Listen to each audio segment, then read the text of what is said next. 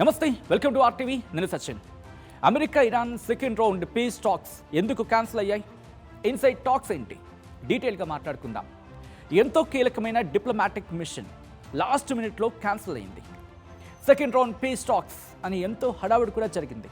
కానీ ఒక్క మీటింగ్ లేదు, ఎవరు కలవలేదు, అసలు డిస్కషన్సే లేవు. ట్రంప్ నుంచి జస్ట్ ఒక్క మెసేజ్ వచ్చింది. ఏమీ లేని దాని గురించి మాట్లాడడానికి మేము అంత దూరం దట్టు 18 hours జర్నీ చేయలేం, కావాలంటే ఇరాన్ మాకు కాల్ చేయొచ్చు అని చెప్పి ట్రంప్ కాస్త గుస్సా అయ్యాడు. ఇది కేవలం ఒక ట్రిప్ క్యాన్సిల్ అవ్వడం గురించి మాత్రమే కాదు, దాదాపు ఓకే అయ్యేలా కనిపించిన డీల్ ఉన్నట్టుండి రివర్స్ అయింది. డీల్ మరింత డెడ్ లాక్ అయింది. మరి ఈ మౌనం ఫ్యూచర్లో ఎంతో డేంజరస్ సిచ్యువేషన్ క్రియేట్ చేయొచ్చు అనే అభిప్రాయాలు వ్యక్తమవుతున్నాయి. ఎందుకంటే అటువంటి మూమెంట్స్ కనిపిస్తున్నాయనేది ఇటు విశ్లేషకుల నుంచి వినిపిస్తున్న మాట. ఇంకా ముందుకెళ్ళి మాట్లాడుకునే కన్నా ముందు గత 48 hours లాస్ట్ 48 hours ఏం జరిగిందో ముందు మాట్లాడుకుందాం. Iran foreign minister Abbas Araghchi Islamabad అంటే పాకిస్తాన్ చేరుకున్నారు. అమెరికా స్టీవ్ విట్కాఫ్ అలాగే ప్రెసిడెంట్ డొనాల్డ్ ట్రంప్ అల్లుడు జారెడ్ కుష్నర్ను కూడా పంపడానికి రెడీ అవుతోంది. పాకిస్తాన్ బ్యాక్ ఛానల్ మీడియేటర్గా వ్యవహరిస్తూ ఉంది. సెకండ్ రౌండ్ పీస్ టాక్స్ కోసం అంతా సెట్ అయింది, ఫ్లోర్ రెడీ. అప్పుడే సడన్గా ఇరాన్ బాంబు పేల్చింది. డైరెక్ట్ టాక్స్కి ఎలాంటి ప్లాన్ లేదని వెంటనే అరాక్చి ఇస్లామాబాద్ నుంచి వెళ్ళిపోయారు. ట్రంప్ ఆ ట్రిప్ని క్యాన్సిల్ చేశారు. ఇదంతా కూడా నిమిషాల్లోనే చక్క జరిగిపోయింది. అసలు ఎందుకు అమెరికా ఎలా చేసింది మాట్లాడుకుందాం. అమెరికన్ అఫీషియల్స్ చెబుతున్న దాని ప్రకారం అందులో ఎలాంటి ప్రోగ్రెస్ లేదు. పైగా ఇరాన్ లీడర్షిప్లో చాలా కన్ఫ్యూజన్ ఉంది అనేది ఇటు అమెరికన్ వర్షన్. మరి ఇరాన్ వర్షన్ ఏంటి అంటే యుఎస్ టూ మచ్ డిమాండ్స్ చేస్తోందబ్బా, ఇది క్లుప్తంగా ఇరాన్ చెప్తున్న మాట. మరి ఇరాన్ వర్షన్లో అమెరికా చేసిన డిమాండ్స్ లేకపోతే అసలు ఆ డిమాండ్స్ ఏంటి అనేది ఇక్కడ మాట్లాడుకుందాం. ఇక్కడి అసలు స్టోరీ మళ్ళీ మొదలుకొచ్చింది. అమెరికా మెయిన్ డిమాండ్స్ ఏంటి అంటే యురేనియం ఎన్రిచ్మెంట్ను పూర్తిగా ఆపేయాలి, బాలిస్టిక్ మిజైల్ ప్రోగ్రాంపై కఠినమైన లిమిట్స్ ఉండాలి, ప్రాక్సీ గ్రూపులైన హెజ్బుల్లా, హమాస్, హౌతీ వీళ్లకు అన్కండిషనల్గా సపోర్ట్ ఆపేయాలి, స్ట్రెయిట్ ఆఫ్ హార్ముజ్ను తిరిగి తెరవాలి, న్యూక్లియర్ ప్రోగ్రాంను వెనక్కి తీసుకుంటున్నట్లు ప్రపంచానికి తెలిసేలా గట్టిగా పక్కాగా చెప్పాలి. అంతకంటే ఇంపార్టెంట్ ఏంటి అంటే ఇరాన్పై ఆంక్షల సడలింపు దశల వారీగా ఉంటుంది. ముందుగా అన్నిటినీ తాము వెరిఫై చేసుకోవాలి. ఇవి చర్చలు కాదు, కండిషన్స్ మాత్రమే. వీటికి ఒప్పుకుంటేనే చర్చలు జరుపుతాము. ఇది యుఎస్ స్ట్రాటజీ. ఇక ఇరాన్ డిమాండ్స్ సంగతి చూద్దాం. ఇరాన్ స్టాండ్ దీనికి క్వైట్ ఆపోజిట్గా ఉంది. ఆంక్షలు వెంటనే ఎత్తేయాలి, ఫ్రీజ్ చేసిన బిలియన్స్ ఆఫ్ డాలర్స్ ఆఫ్ అసెట్స్ని వెంటనే రిలీజ్ చేయాలి. నిజానికి అమెరికా ఇజ్రాయెల్ దాడుల నుంచి సెక్యూరిటీ గ్యారంటీ ఉండాలి, స్ట్రెయిట్ ఆఫ్ హార్ముజ్పై ఇరాన్కే నియంత్రణ ఉండాలి, మిలిటరీ ప్రెషర్ బ్లాకేడ్లను ఆపేయాలి. ఇంకో మెయిన్ కీ పాయింట్ ఏంటి అంటే జీరో ఎన్రిచ్మెంట్, అంటే అసలు యురేనియం ఉత్పత్తి చేయకూడదు అనే కండిషన్ను ఇరాన్ రిజెక్ట్ చేస్తోంది. ఎందుకంటే ఇరాన్ దృష్టిలో న్యూక్లియర్ కెపాసిటీ అనేది కేవలం ఒక పాలసీ కాదు, అది వాళ్ళ సోవెరెనిటీ, అంటే వాళ్ళ సార్వభౌమాధికారం. ఇక్కడే అమెరికా ఇరాన్ దేశాల మధ్య అస్సలు పొసకడం లేదు. మరి ఇరు దేశాల మధ్య ఇంత డెడ్లాక్ ఎందుకు? ఇక్కడి ఒక్క విషయం క్లియర్గా అర్థం చేసుకోవాలి. ఇది నార్మల్ నెగోషియేషన్ ఫెయిల్యూర్ కాదు, ఇది సాధారణమైన నెగోషియేషన్ ఫెయిల్యూర్ కాదు, ఇది ఒక స్ట్రక్చరల్ డెడ్లాక్. అమెరికాకి మ్యాక్సిమం కన్సెషన్స్ కావాలి, ఇరాన్కేమో మినిమం కాంప్రమైజ్ అవ్వాలనుకుంటూ ఉంది. ఇక్కడే అన్సర్టెనిటీ కనిపిస్తూ ఉంది, అంటే అనిశ్చితి ఏర్పడింది, మధ్య మార్గం కనిపించడం లేదు. అమెరికాను ఇరాన్ ఇప్పటికీ నమ్మటం లేదు. ఎందుకంటే డిస్కషన్స్ జరుగుతూ ఉండగానే అమెరికా తన కండిషన్స్ మారుస్తోంది అనేది ఇరాన్ వాదన. అగ్రిమెంట్స్ను లాంగ్ టర్మ్లో గౌరవించకుండా యుఎస్ రూల్స్ మారుస్తూ గేమ్ ఆడుతోంది అని ఇరాన్ అధికారులు డైరెక్ట్గా చెబుతూ ఉన్నారు. పోనీ ఇరానే ఒక మెట్టు తగ్గుతుందా అంటే నో వే. అసలు అదే అతిపెద్ద ఇష్యూ.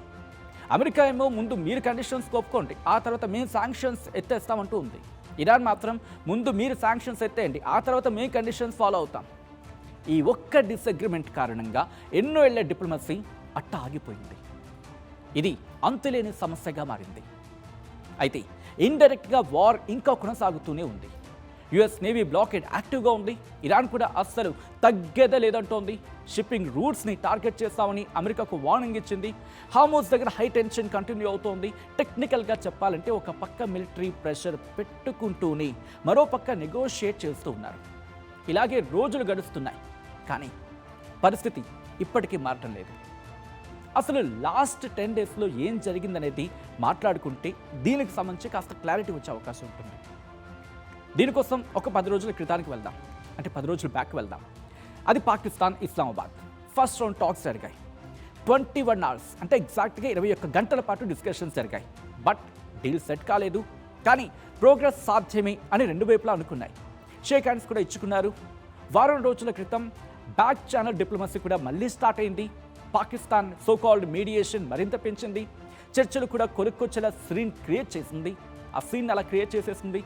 3-4 రోజుల క్రితం పాజిటివ్ సిగ్నల్స్ కూడా వచ్చాయి. ఇరాన్ ప్రపోజల్ను అమెరికా కన్సిడర్ చేసిందే అనే మాట వినిపించింది. మంచి డీల్ సాధ్యమే అని యుఎస్ కూడా చెప్పేసింది. కానీ 48 hours back Iran foreign minister Abbas Araghchi Islamabad అంటే పాకిస్తాన్లో ల్యాండ్ అయ్యారు. అమెరికా ప్రతినిధులు ఫ్లైట్ ఎక్కడానికి కూడా రెడీ అయ్యారు. ఇది ఒక బ్రేక్ త్రూ మూమెంట్ అవ్వాల్సింది. బట్ సడన్గా మొత్తం కొలాప్స్ అయ్యింది. డైరెక్ట్ టాక్స్ను ఇరాన్ రిజెక్ట్ చేసింది. అమెరికా డిమాండ్స్ అతిగా ఉన్నాయని చెప్పి ఇస్లామాబాద్ నుంచి వెళ్ళిపోయింది. దీన్ని బట్టి ఇరాన్కి సీరియస్నెస్ లేదు అనేది అమెరికా భావించింది. ఇమీడియట్లీ ట్రంప్ తన ట్రిప్ను క్యాన్సిల్ చేశారు. ఇక్కడే ఏదో జరిగింది. అంతా రెడీ అయ్యాక ఇరాన్ ఎందుకు హ్యాండ్ ఇచ్చింది? ఇక్కడ పాయింట్ వైజ్ మాట్లాడుకుందాం. ది వెరీ ఫస్ట్ పాయింట్, ఇన్సైడ్లో ఏం జరిగింది? ఎవరూ గమనించిన విషయం, ఎవరికి కనిపించిన విషయం ఏంటి అంటే అమెరికా, ఇరాన్ ప్యారలల్ మెసేజెస్ ఇచ్చుకున్నాయి. మేము డీల్కి చాలా దగ్గరలో ఉన్నామని చెప్పి యుఎస్ స్టేట్మెంట్, మేము డీల్కి అస్సలు ఒప్పుకోలేదని ఇరాన్ వర్షన్. ఇలా రెండు దేశాలు చర్చలు జరుపుతూ ఉన్నాయి. సేమ్ టైం తమ దేశంలో పబ్లిక్ కోసం డ్రామా కూడా ప్లే చేస్తున్నాయి. ఇక ది వెరీ సెకండ్ పాయింట్, ఇరాన్లో ఇంటర్నల్ డివిజన్స్. అవును, ఇరాన్ లీడర్షిప్లో కన్ఫ్యూషన్ ఉందని అమెరికా అధికారులు హింట్ ఇచ్చారు. అంటే ఇరాన్లోని పవర్ సెంటర్స్ అన్నీ ఈ డీల్కి ఒకే మాట మీద, ఒకే మాట మీద లేవు అన్నది అమెరికా వాదన.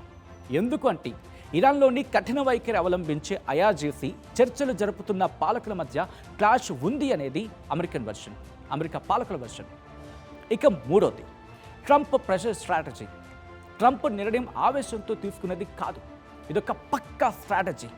చర్చలు రద్దు చేయడం, ఆధిపత్యం చూపించడం, ఇరాన్ నెక్స్ట్ స్టెప్ తీసుకునేలా ఫోర్స్ చేయడం అని క్లియర్ మెసేజ్ ఇవ్వడం. డీల్ కోసం తామేం ఆరాటపడటం లేదు అనేది, మీరే అత్యుత్సాహంతో ఉన్నారని సీన్ క్రియేట్ చేశాడు ట్రంప్. మరి వాట్ నెక్స్ట్ అంటే దీనికి మళ్ళీ 3 సినారియోస్ కనిపిస్తూ ఉన్నాయి. The first scenario, back channel deal. Iran తన ప్రపోజల్ను రివైజ్ చేసి పంపుతుంది. సైలెంట్గా ట్యాక్స్ మళ్ళీ మొదలవుతాయి. పరువు దక్కించుకునేలా ఒక కాంప్రమైజ్ జరుగుతుంది. షార్ట్ టర్మ్లో ఇది జరగడానికి ఎక్కువ ఛాన్స్ ఉంది. ఇక సినారియో 2, కొనసాగుతున్న ప్రతిష్టంభన గురించి మాట్లాడుకోవాలి. అంటే ఫార్మల్ టాక్స్ ఉండవు, ప్రెషర్ కంటిన్యూ అవుతుంది. కాల్పుల విరమణ ఉన్నప్పటికీ అది ఏ క్షణమైనా బ్రేక్ అవ్వచ్చు. సడన్గా ఏదైనా జరగచ్చు. ఇక థర్డ్ సినారియో, పరిస్థితి చేయి దాటిపోవడం. హార్మోజ్ దగ్గర టెన్షన్ ప్రస్తుత పరిస్థితి కంటే ఎక్కువగా పెరిగే అవకాశం ఉంది. మిలిటరీ యాక్టివిటీ ఎక్కువ అవుతుంది. గ్లోబల్ ఆయిల్ మార్కెట్స్ దారుణంగా ఎఫెక్ట్ అవుతాయి. ఆ తర్వాత జరిగే పరిణామాలు ఊహ కందని విధంగా ఉండొచ్చు. ఇంతకంటే దారుణమైన పరిస్థితి ఇక ఉండదేమో అనిపించేంతలా వెళ్ళిపోవచ్చు. ఇది కేవలం డిప్లొమసీకి సంబంధించిన విషయం కాదు, పవర్, ట్రస్ట్ అండ్ కంట్రోల్కి సంబంధించిన బిగ్ గేమ్. ఇంకా చెప్పాలంటే ముందు ఎవరు వెనక్కి తగ్గుతారు అనేదే ఇక్కడ పాయింట్. ఎందుకంటే ప్రెసెంట్ సిచ్యువేషన్లు అన్నీ మా చేతుల్లోనే ఉన్నాయి అని అమెరికా అంటూ ఉంటే తామెప్పటికీ తల వంచే ప్రసక్తే లేదు అని ఇరాన్ చెబుతూ ఉంది. ఏ ఒక్కరు తగ్గడానికి ఇష్టపడనప్పుడు పరిణామాలు తీవ్రంగానే ఉంటాయి. చరిత్ర మనకు చెబుతున్న పాఠం ఒక్కటి, చర్చలు ఫెయిల్ అవ్వవు, అవి ఇంకో దారుణమైన భవిష్యత్తుకు దారి తీస్తాయని. సో ప్రెసెంట్ సిచ్యువేషన్ ఎలా ఉంది అంటే ఇరాన్ ఇంచు కూడా వెనక్కి తగ్గలేదు. అమెరికా అస్సలు ఒప్పుకోదు. ఇది ఎప్పటికీ తెగదు. ఇది ఫ్లైట్ క్యాన్సిల్ కావడం కాదు, అమీతుమీ తేల్చుకునే సమయం ఆసన్నమైందని చెప్పుకోవడమే. మరి మీ అభిప్రాయం ఏంటి? మీరేమనుకుంటున్నారు? కామెంట్ చేసే ప్రయత్నం చేయండి.